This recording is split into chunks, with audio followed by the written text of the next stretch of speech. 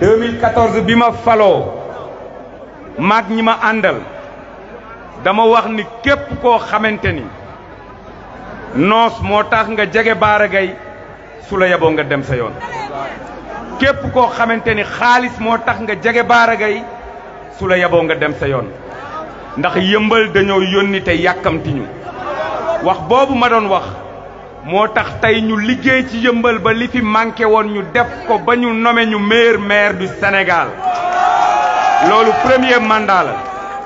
am na ñuy wax ni maire bu njëkk askan wee lay fal deuxième fois bi yow yaay fal sa bopp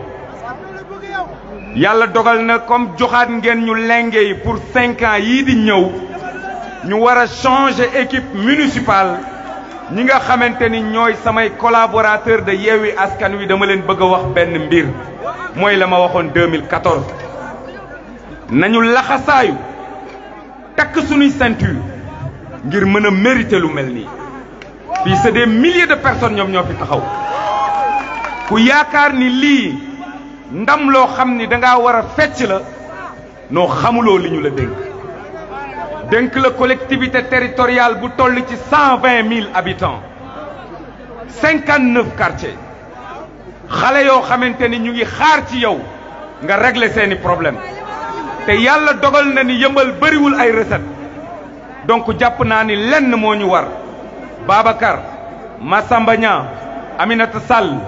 Seydou Diallo Aminata Diop Serigne Moustapha Cissé Marème Silla Abi Ndiaye de bés du ñàkk ma bëgg ngeen tàccu Abi Ndiaye bu baax a baax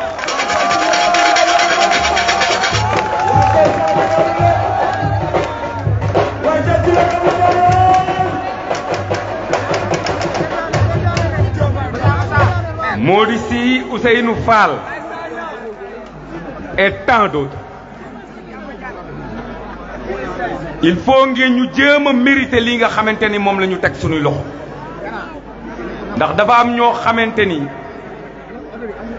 def nañu choix boo xamante ni ci ay mag lañu ko def ñun ñu jàpp ni ñun ñoo gën a nekk ndaw donc ñun ñoo war a gën a sawar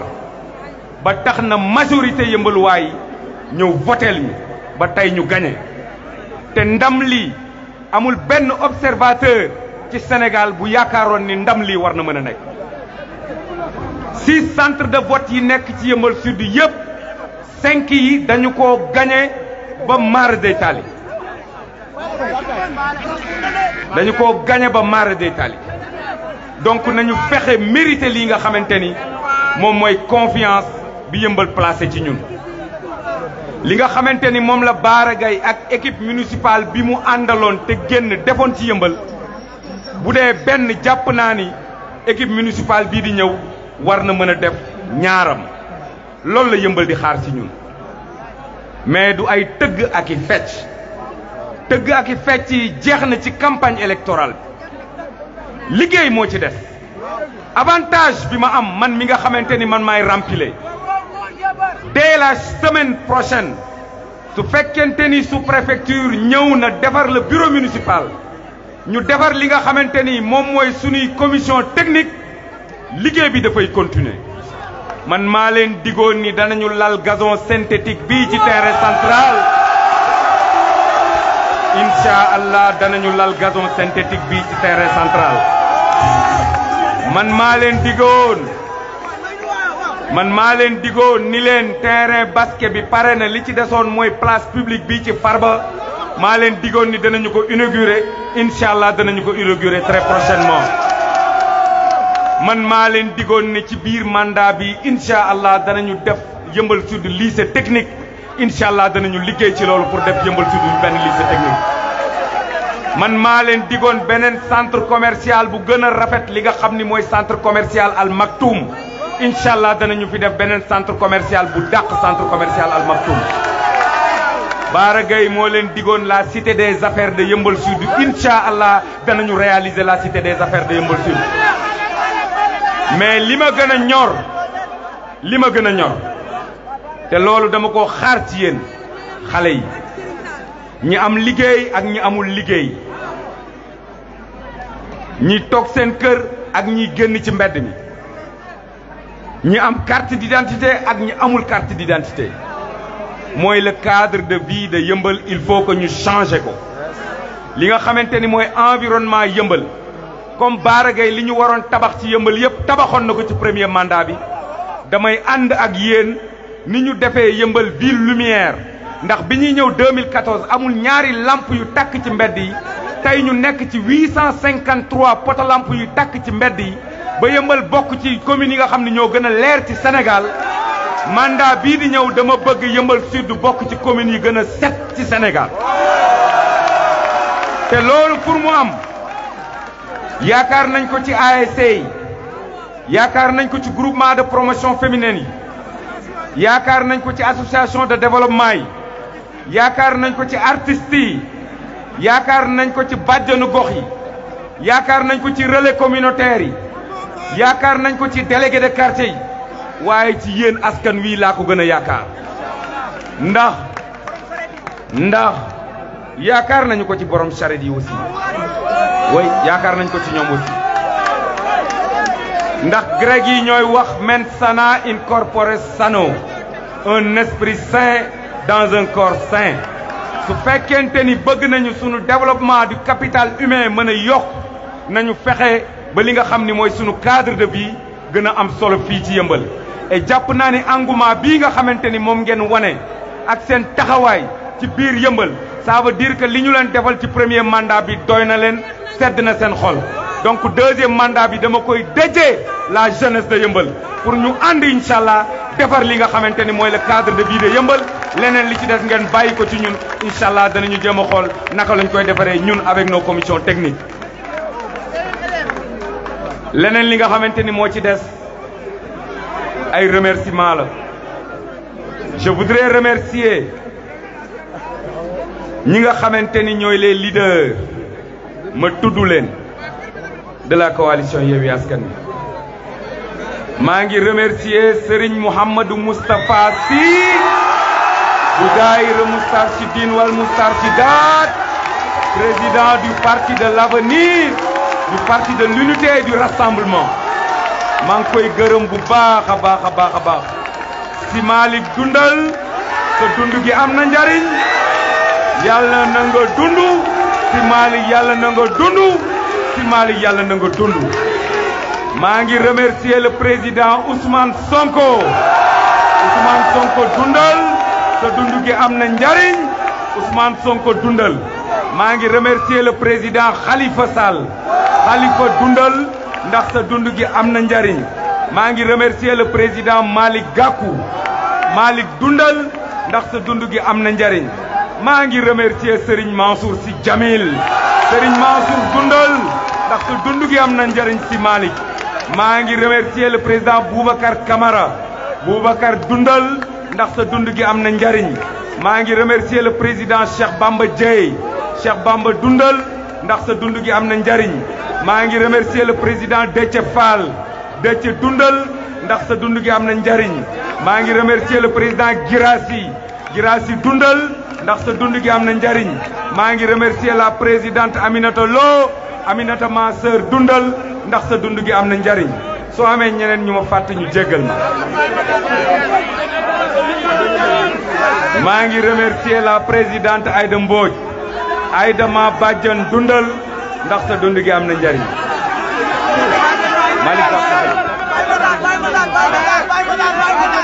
alors leneen li ci des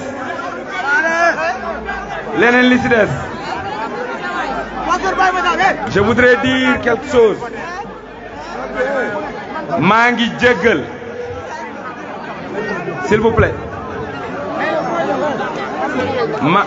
maa ngi jéggal ñi nga xamante ni ñoo ñëwoon bërki démb sama kër yaay tojote ko def fa ay pompe à gaz ñooñu jéggal naa leen ci xol bu sedd guy dañu leen askanale woon comme ay éléments de sécurité yu suma grand frère Amadou Wot baal naa ko ci xol bu sedd guy ndax li nga xamante ni moom lañu fa toj muy dégâts matériel yàlla dimbali na ma ki nga xamante ni mooy sama collaborateur di Ibou Mbaye nekk menuisier démb bi muy dem di remplacer vitres yi yëgaluma ko sax Ibou maa ngi lay gërëm bu baax a baax donc ñi fa ñëwoon muy ñoom Gabar Chine muy xale yi sant kan di doomu papa kan yi ñoom ñëpp ma ni woon du ma leen porter plainte seen kilifa laay porter plainte jéggal naa leen ci xol bu sedd guy lenn rek moo ma metti mooy dañoo commencé ci yëmbal loo xam ni yëmbal xamu ko muy violence ku ne xam na ni Bara Gaye soxlawul garde de corps buy campagne électorale ci yëmbal nit ñi dañuy sax jaaxle parce que nag dañoo dëkk yëmbal te miin yëmbal soxlawuñu garde de corps soxlawuñu élément GIGN moo tax soxlawuñu nervi donc ñi nga xamante ni ñoo fi bëgg a indi loolu nañu xam ni yëmbal soxlawuñu loolu mais nag li ma ci métti rek mooy suma yaay feebar ñu ginnaaw ma bi ñuy toj vitre salon bi maire bi mi ngi ci salon bi après ñu toj ko pompe gaz foofu bu lenoon amoon tamit dañuy ñëw di jéggalu rek donc jàpp naa ni loolu jaru ko woon parce que yëmbal xamuñu loolu yëmbal dafa di dëkku Seydina Limaamu alayhi salaam ma bëgg a remercier benn jëmm joo xamante ni bëggul ma tudd ko muy Serigne Cheikh Gallo Thiaw Laay ma bëgg ngeen tàcc ko bu baax a baax Serigne Cheikh Gallo maa ngi lay nuyu bu baax di la gërëm di la sant ci sa taxawaay à mes côtés ci sa engagement à mes côtés pour nous permettre aujourd'hui à ce grand soir taxaw fii mën a jàkkaarloog yëmbal la tête haute pour mën leen wax jërëjëf ndax baat boobu yaa ma ni woon Bara Gaye ku deful dara doo dégg dara li nga ñu defal mérité ne ñu ne la Bara Gaye merci c'est que merci jooju nag moo doon merloo ñenn ñi mais Serigne Cheikh Gallo merci et merci beaucoup ma bëgg fàttaliku koo xamante ni sama campagne électorale xaw naa koo arrêté bi mu génnee àdduna ndax dama ko def papa bëgg ko mu bëgg ma te nëbbu ko woon fen te man aussi nëbbu ma ko fen muy imam Seydina Issa Laye Gaye imam Seydi yal na ko yàlla xaare aljana illiyina wanale ko baayam bu tedd ba imam Mouhamadou Sakhir Gaye wanale ko Seydina Muhammad alayhi salaatu wassalaam dugal ko ci aljana yi gën a kawe imaam yal na ko yàlla xaare aljana génn àddunaam dafa defoon ci man jeexital boo xamante ni sudul woon ki nga xamante ni tey moo nekk ci kanamu famille Baye Sakhir muy Seydina Libaas ak imam Souleymane imam Baye Jibril donc du ma woon mën a reprendre li nga xamante ni mooy campagne électorale bi ndax gaañu ki nga xamante ni mooy imam Seydi dafa def jeexital bu metti ci man ñu koy ñaanal sunu borom bu baax a baax may nuyu magi waay yëmbal yi di nuyu imam yi di nuyu délégué de quartier yi di nuyu responsable yi bu kenn xool suba kan moo votel Bara Gaye ak ku votelul Bara Gaye soxlawuma xam kan moo ma votel ak ku ma votelul yàlla dafa dogal may ndey ji réewu yëmbal depuis 7 ans ngeen wóoluwaat ma tegaat ma pour ma war a nekkaat ndey ji réewu yëmbal pendant 5 ans fàtte naa ñi nga xamante ni ñooñu contrôle ci élection yi ci campagne électorale bi ñëpp wëlbatiku nañ nekk suñu njaboot lii mooy expression démocratique ci Sénégal c'est tout à fait normal parce que campagne électorale la ñu wax ku ci nekk sañ ngaa bëgg ku ci nekk sañ ngaa bañ ku ci nekk sañ ngaa far li ñuy bañ rek mooy nga parparloo et jàpp naa ni yëmbal aussi benn bopp la kenn mënu koo xar ñaar yëmbal mooy caaroy kaw mooy Afia mooy yëmbal ndax yàlla dogal na les 2 villages traditionnels ñoo composé li nga xamante ni mooy la commune de Yeumbeul Sud plus li ñu tuddee Afia ak Jidda donc ñu ngi sant ñëpp di gërëm ñëpp di sant bu baax a baax ñi nga xamante ni dañoo jël seen xaalis dugg studio parce que xam nañ ni Bara Gaye yorul woon dara lu mu campagne ñu dugg studio génnee ay single ba pare may ma ko tàccul leen ma Fatou Lawbe bu baax a baax a baax tàccul leen ma Fatou Lawbe bu baax a baax a baax jërëjëf jërëjëf jërëjëf jërëjëf donc vraiment Fatou waxoon naa ko keroog ci avant meeting de clôture bi newoon naa ko au moment où ñenn ñi di daw Bara Gaye di dem fi nga xam ni moo gën a neex te Bara Gaye yorul dara Fatou Laobé ñëw rek firi mbalaan ni man Bara Gaye laa àndal.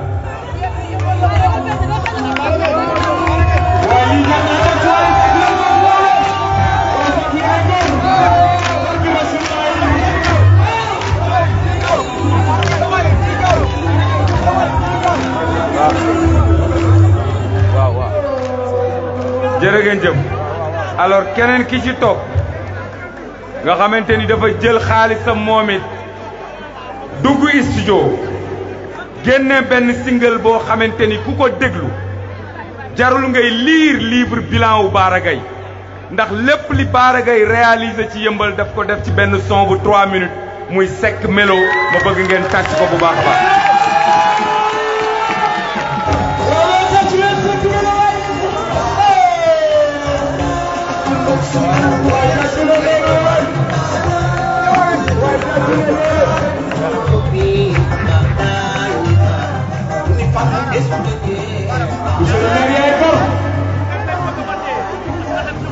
alors ñii il fallait ñu tudd leen parce que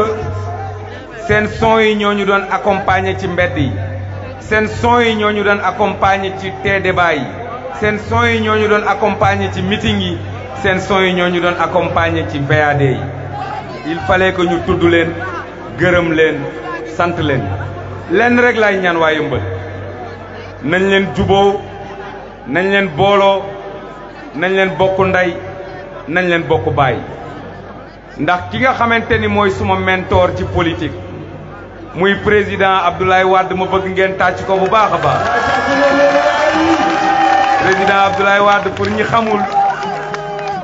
bi nga xamante ni am na ñoo xam ne ñu ngi ma doon kabal ci biir PDS li ma def nii ñëw intégré coalition Wallu daf ci d'accord ak man président Wade merci dundal ndax yaa ma formé dundal ndax sudul woon yow du ma mën a entrer dans l'histoire ndax toogaay ba nga ma daan toogloo ci table conseil des ministres ba may am fanweeri at loolu sa magnanimité rek moo ko mën président Wade maa ngi koy sargal bu baax a baax président Abdoulaye Wade moom li mu doon am dayoo Kébémer nekkoon ci xolom ndax fa la dëkk président Macky Sall li muy jiite Sénégal Fatick la bëgg nañ waxante dëgg président Senghor ba ci ay mbindam li mu doon nekk poète mais Joal la bëggoon sunu yëmbal gii ñun nañu bëgg sunu yëmbal gii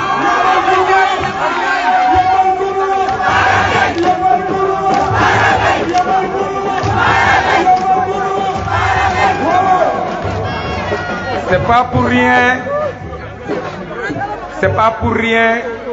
saa bu ma defee publication ci sama page Facebook ma wax yëmbal sama fierté ndax yëmbal gars yi nañu déglu yëmbal ak caaro yi li mu def ci ñun jàpp naa ni dañ ci war a sant yàlla bu baax a baax tey bu ñu mënee am fulla am fayda am fit am ngor am dignité c'est parce que ay valeurs intrinsèques yu yëmbal la yëmbal moo ñu inculqué valeur yooyu donc nañu bokk ndey bokk baay ngir gën a développer li nga xamante ni mooy sunu yëmbal gi maa ngi féliciter aussi coalition Yewwi Askan Wi nga xamante ni incha allah résultat département bi ñu ngi koy compiler mais jàpp naa ni le premier département bi nga xamante ni mooy Kër Massar Yewwi Askan Wi mooy doon ki nga xamante ni moom moo koy gagné ndax gagné nañu yëmbal sud yëmbal nord maa ngi yaakaar ni danañu ko gagné Kër Massar nord incha allah danañu ko gagné alors Jaxaay je pense que danañu ko gagné donc jàpp naa ni Yewwi Askan Wi raafale na li nga xamante ni mooy le département de Kër Massar. Et par voie de conséquence je voudrais féliciter le nouveau président du conseil départemental de Kër Massar qui se nomme Babacar Gueye na ngeen ko xam bu baax a baax donc ñu ngi koy féliciter bu baax a baax di féliciter aussi Seydou Diallo bu Pastef nga xam ni Yeumbeul Sud la dëkk ndax moom moo dirigé woon tête de liste proportionnelle bi donc Yeumbeul du des ginnaaw ci li nga xamante ni mooy le nouveau conseil départemental. may terminer fenn benn ñaan bu may ñaan le président Macky Sall.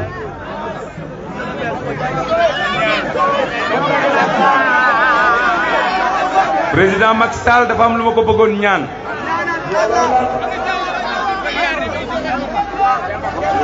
ki ko jàngal politique moo ma jàngal politique te nag ki ko jàngal politique defal na ma loo xam ni moom defalu ko Abdoulaye Wade musul jël caabi bureau permanence jox ko doomu aadama budul Bara Gaye ci numéro 2 yi mës a jaar parti démocratique sénégalais yépp Bara Gaye rek la Abdoulaye Wade mës a ñëw ni ko am nga bureau permanence mu ne ko ba ma gëjee nekk secrétaire national UJTL laa gëj a am bureau permanence sama bureau dama ko jël jox ko Toussaint Manga ginnaaw bi ma waxee président Abdoulaye Wade na ma Toussaint remplacé Abdoulaye Wade ni ma tuyal le numéro 2 jëlal sama bureau nga dem liggéeyee foofu ma ni ko président loolu rëy na de mu ne ma ce n'est pas un bureau hanté maanaam du bureau boo xamante ni ay jinne fa nekk demal nga toog fa nga liggéey loolu nekk loo xam ni lu doy waar alors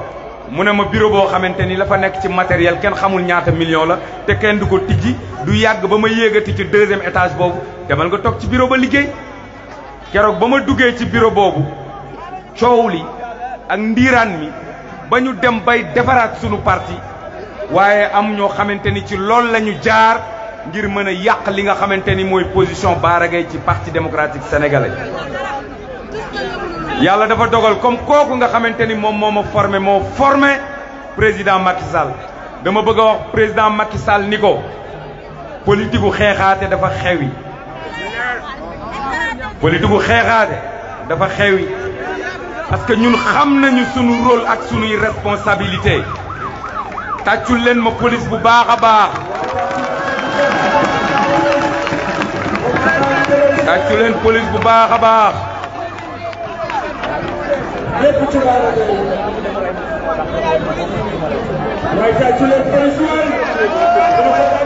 xam nga lii c'est une fierté oto bi ci ginnaaw lan lañ ci bind Yeumbeul Sud lañ ci bind police yu Yeumbeul Sud mi ngi nii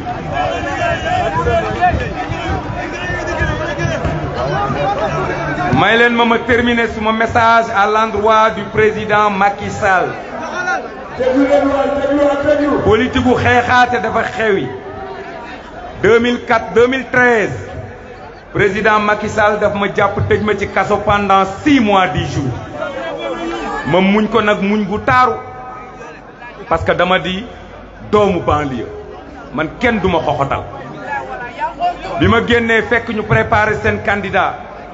yàlla dogal ci man jaarale ko ci yéen ngeen fal ma nekk maire 2017 mu am ñu mu recruter renforcer Benno Bokk Yaakaar ma nekk candidat élection législative terewul ma gagné Benno Bokk Yaakaar à Yeumbeul ren ña mu recruter woon mu yokku ci ba yokku ci ay milliardaires yokku ci ministre boo xamante ni ku am solo la ci Sénégal terewul tey def ngeen li nga xamante ni mooy li doy waar ndax victoire Bara Gaye bi histoire da koy retenir victoire bi bokk na ci victoire yi gën a am solo ci Sénégal tey victoire bu doy waar ngeen ma permettre ma am donc ma bëgg a wax président Macky Sall ni ko mbaam gàtt na mais ci jur gi la bokk ñun comprendre nañ sunu mission en tant que agent de l'État parce que nous maires nous sommes agents de l'État comprendre nañ sunu maire en tant que démembrement de l'État parce que nous collectivités territoriales nous sommes des démembrements de l'État donc xeexaate bi jaru ko fi na tëddee njaaxaanaay ci collectivité territoriales yi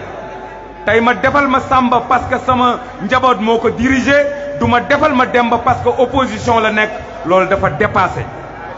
mais li ma ko bëgg a ñaante foofu lay tëjee muy ci sunu grand frère Amadou Hott man Bara Gaye bëgguma nekk ministre u Macky Sall parce que man duma transhumé je préfère rester ci opposition bi ànd ak waa Yeumbeul développer Yeumbeul waaye nag comme Amadou doomu yëmbal la ñu koy ñaan rek menace yi mu ko doon menacé ba tax grand bi di def campagne bu ko rey bu mu ko def